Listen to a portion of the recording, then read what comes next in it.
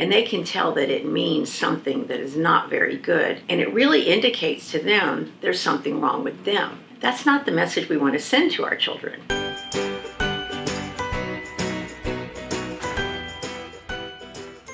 Hi everyone, welcome back to the Parent Corner channel. I'm Teresa Brown, a licensed therapist for children, teens, and families here in Houston, Texas. I am the founder and the director of the Attachment and Trauma Center of Houston. We've had a lot of parents ask us what they should or shouldn't say to their children. We recently did the top 3 tips of things not to say to your child, and we're going to follow up with part 2 because of the big demand. The number one thing is to tell them to eat all their food and then they can have dessert. Actually, I'm going to talk mainly about eating. That's the number one thing for our part 2. When you talk to a child about food and you indicate to them that they should wait, they should eat all of these things to get the really good thing at the end, the dessert, you're sending them a message. The dessert is better than what you're giving them first. So we need to take a lot of focus away from food with toddlers. They're in such a demand of wanting to try to be in control of things that the more you try to control the food, the less food they're going to eat. So we suggest that you don't make a big deal out of meal times. You don't make a big deal out of food. Pretty much if your child is hitting the targets for weight and hitting the targets for height, your child is probably consuming the right things, as long as you're not just feeding them all sugar all day long. We think that when people are talking about food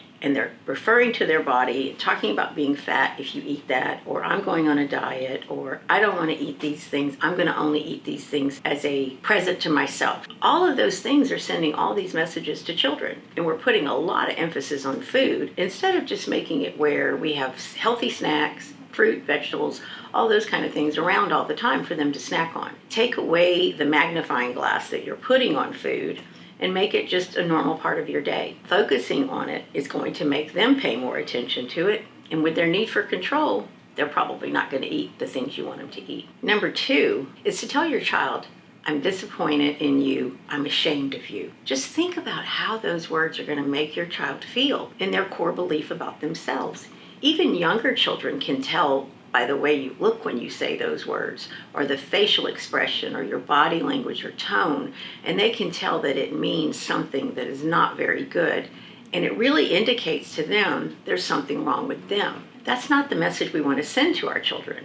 We want to help them understand that it's okay to make mistakes, it's okay to do things that they need more help with, more guidance from their parents.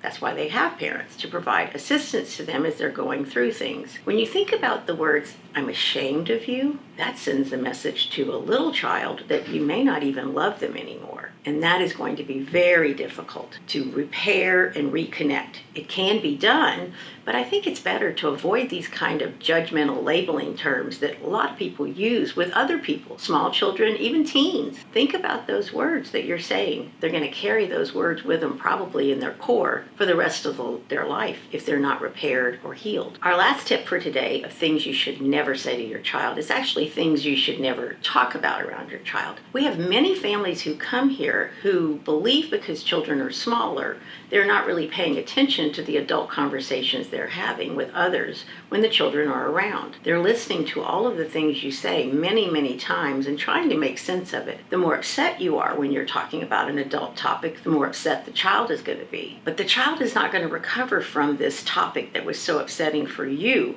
as easily as you are. You've got to try to make sure that you don't expose your kids to adult topics when possible.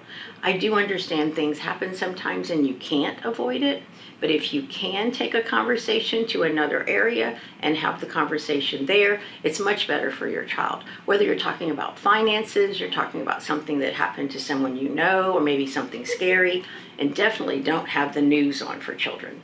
The news makes a lot of people anxious. So we want to really be careful about what we're allowing our child to take in and put in their head. If they see you're worried about something, or you seem fearful or fretting or upset, they're naturally going to be upset. Because remember, you're their anchor. You're their foundation. You're the person they look to for everything to be okay. So if you're talking about things that are upsetting for you around your child, try to save that for a time when they're not there to hear it.